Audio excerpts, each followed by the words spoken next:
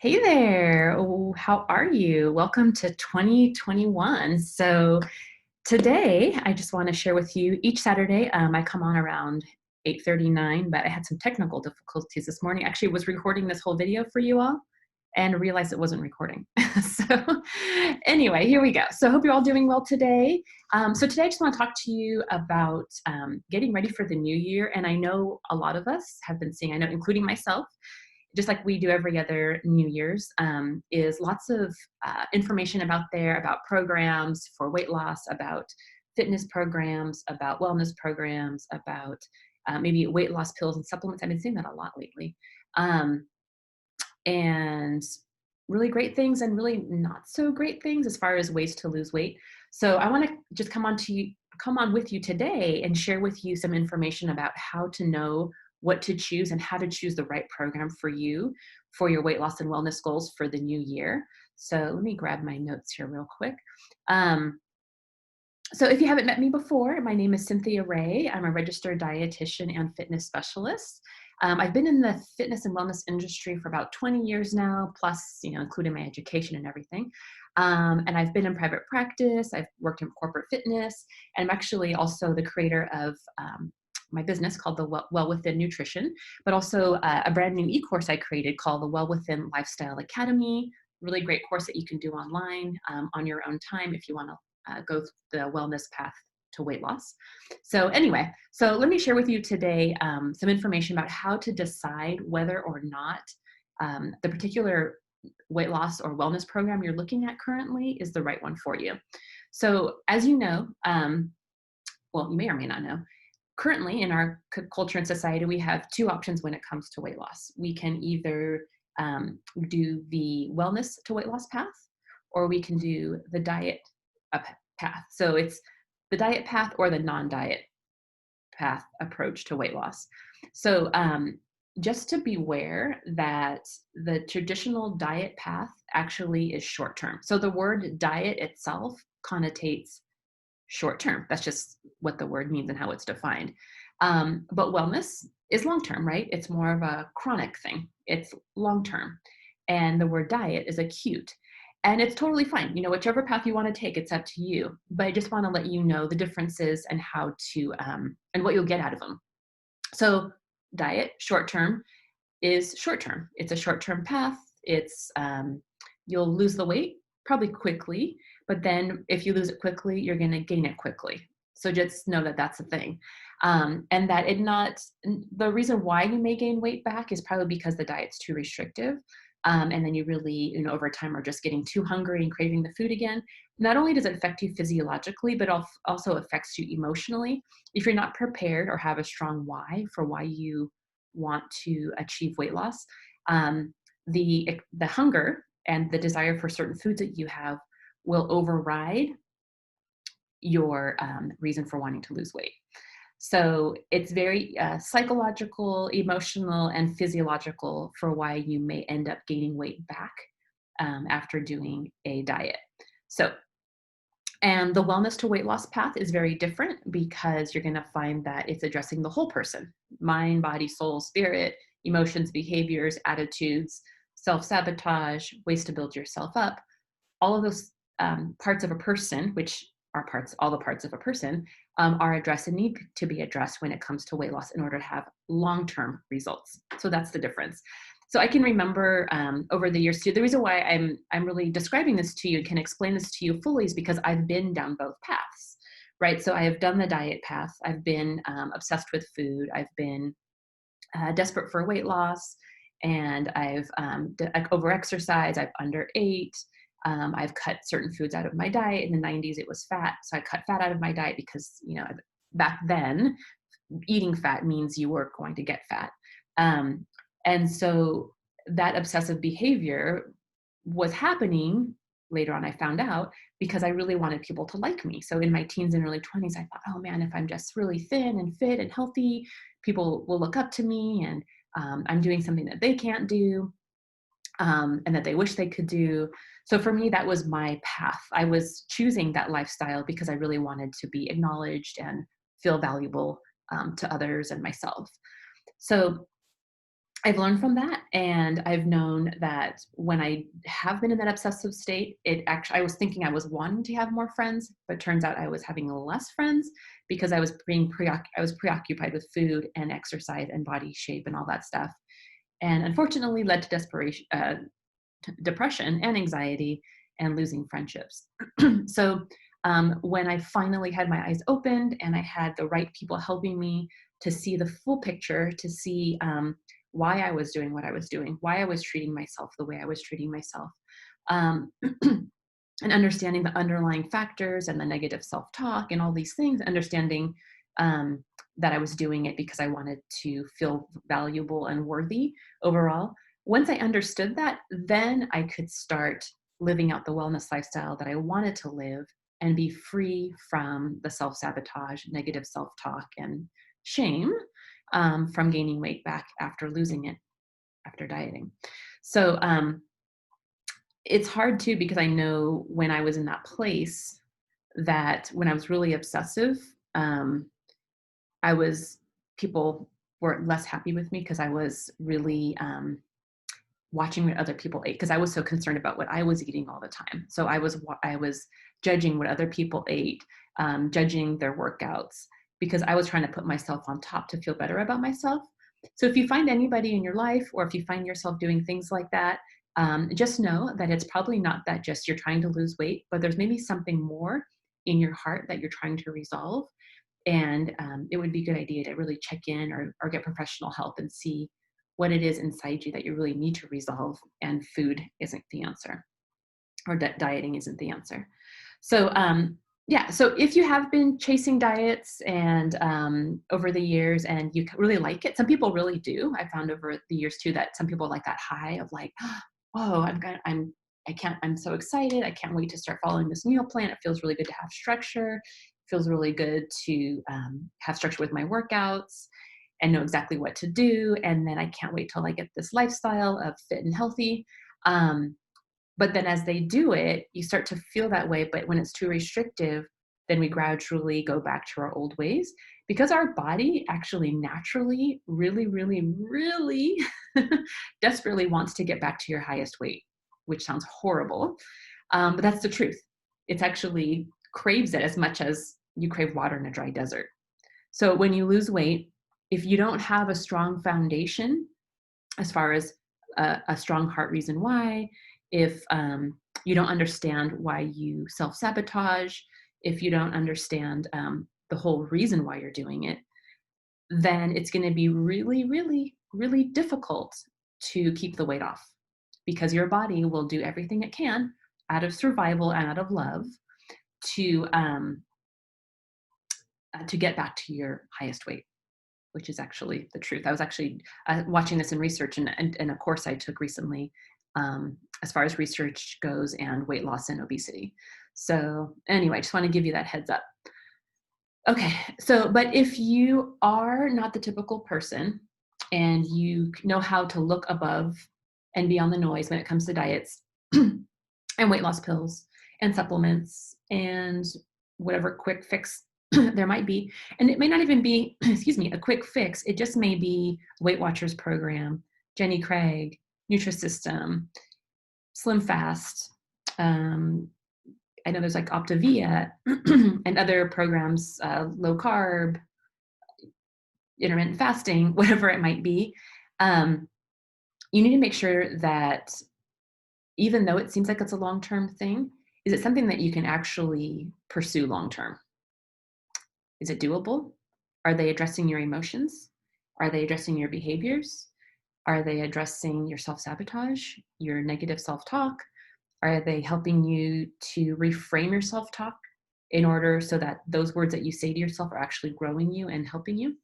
So, all right, so let me get to it. So when it comes to choosing the the right program, you want to avoid quick weight loss, like I said. You want to avoid restrictive diets that can't be maintained. The only two exceptions I do have to this is cleansing. And cleansing is meant to be short-term. It should not be done long-term. Cleansing is just kind of like a way to reset your internal workings of your body. If you kind of been feeling over the holidays or COVID time or whatever, that you haven't been eating very well and you really feel like you want a fresh start or hit the reset button with your nutrition and your diet, cleansing is a good place to start as long as it works for you medically. And I have a cleanse program for that. If you're interested, let me know. Um, and then the other condition too, where you might have to follow a more restrictive diet is for medical condition. Let's say you have diabetes or gut issues or hormone imbalance issues, or heart disease, things like that. You'll have to follow a little bit more of a restrictive diet for a shorter period of time, and then gradually reintroduce foods, listening to your body to see what works best for you, and then keeping out what is hindering you. So, okay, so you also want to, I like this too, you also want to look at the health coach or leader that is going to be guiding you through this particular program that they are offering. So you want to make sure that they are embodying what you want for yourself. So take a look at their hair, their skin, their nails, their lifestyle, their attitude about food, about weight loss. How pushy are they? How much of a strong coach are they, depending on your style. Some people like really aggressive coaches. Some people like me don't, but they like encouragement. So look at the person who's coaching you. Are they living out the lifestyle that you want for yourself?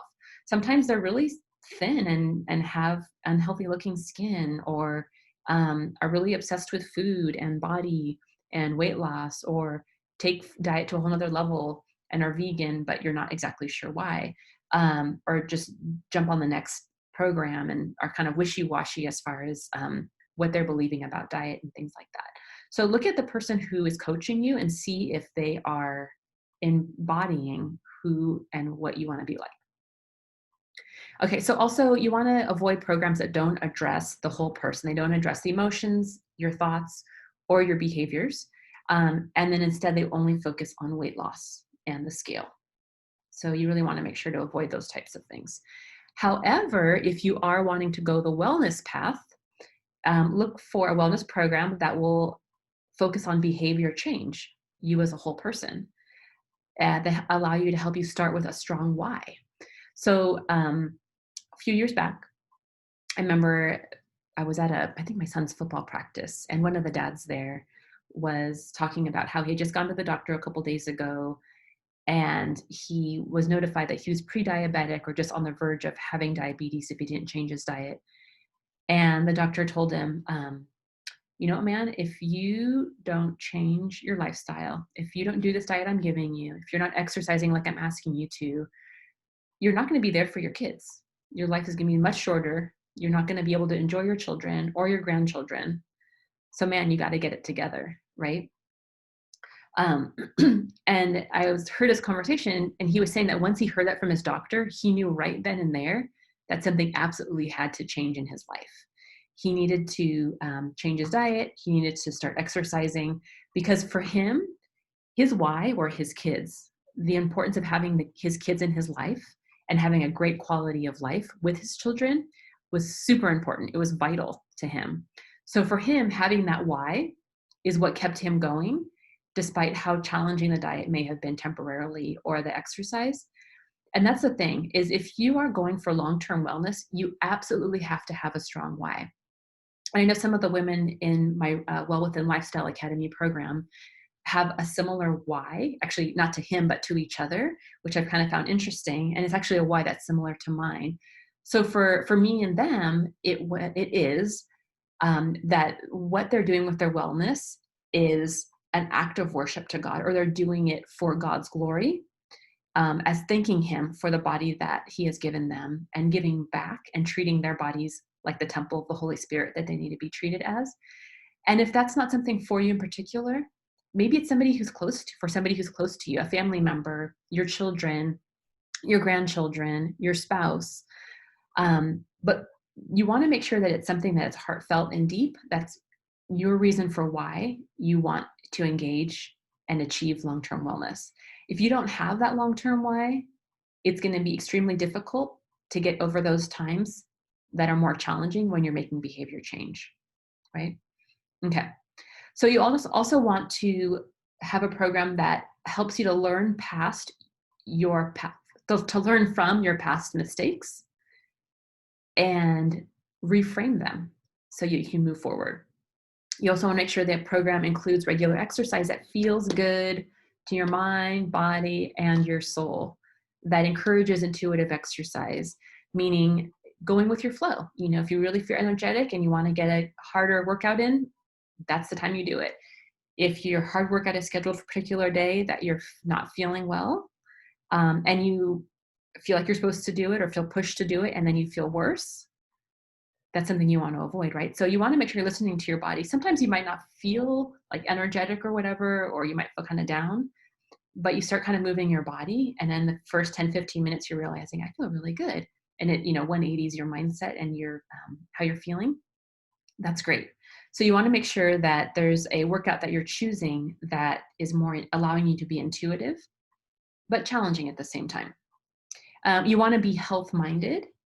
You also want to, while you're focusing on your wellness and weight loss, you want to make sure that you're also giving yourself an opportunity to look outside of yourself and looking for opportunities intentionally to help others or how you can serve others in your life.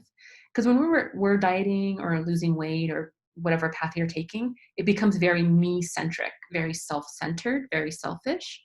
But you want to make sure that you can find ways while you're doing this to help others or to be there to serve others at the same time.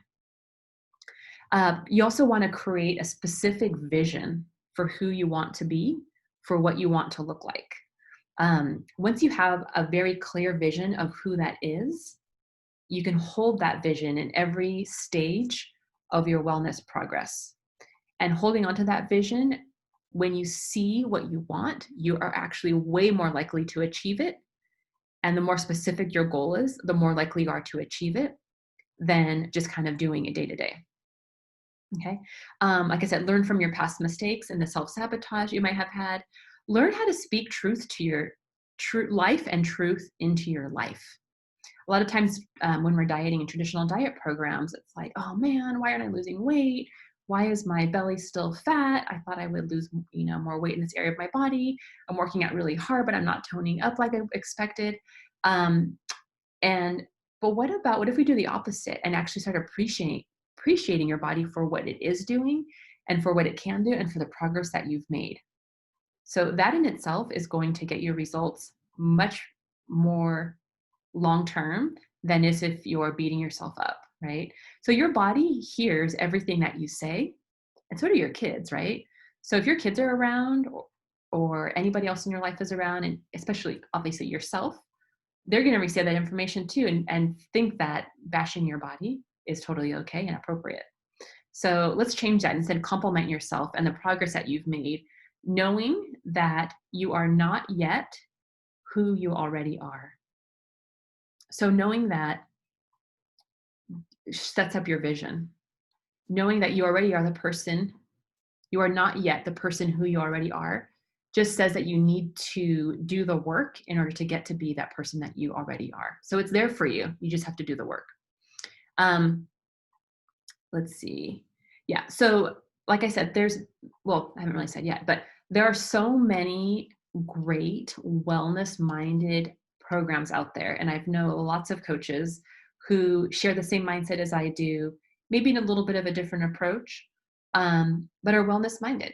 They really are invested in wanting to help you to take your wellness to the next level and feel really good about yourself, have a great quality of life, having great longevity, knowing that you won't be that person that's in a walker as you age or in a wheelchair or homebound, but instead be that elderly person who is going out for walks with their girlfriends, who are playing tennis, who are playing golf, who are in the gym, who you see running down the street, and creating new goals for themselves. So both of those paths are an option. But which one do you want? Do you want short-term weight loss or do you want long-term wellness? Really, the choice is yours and you get to decide. Like I said, either one is fine, but I would hope that you would want long-term wellness and with a side effect of weight loss. So anyway, so thank you for listening today. So however, I would like to invite you, if you want to learn more about this and exactly how to implement this and how I do this with my clients, I'm going to give you a step-by-step tutorial in a webinar format, which is be about an hour and a half long, on how to implement the long-term wellness lifestyle into your weight loss goals for the new year. So I'm going to be doing that on Tuesday, January 12th. I'll be doing that via Zoom. And once you register, I'll give you a link, and I'm going to walk you through long-term weight loss, lasting change, and healthy mindset and wellness. I will give you the details here on my page. I also would encourage you to join my community at joincynthia.com to get more details and information, and follow me and get for more information about what I do, my philosophy, my style, get some community of other like-minded women in our group. So go to joincynthia.com to join my community and get details about the upcoming webinar on January 12th. It's going to be at 5 p.m. till about 6:30. So anyway, talk to you all soon. Take care.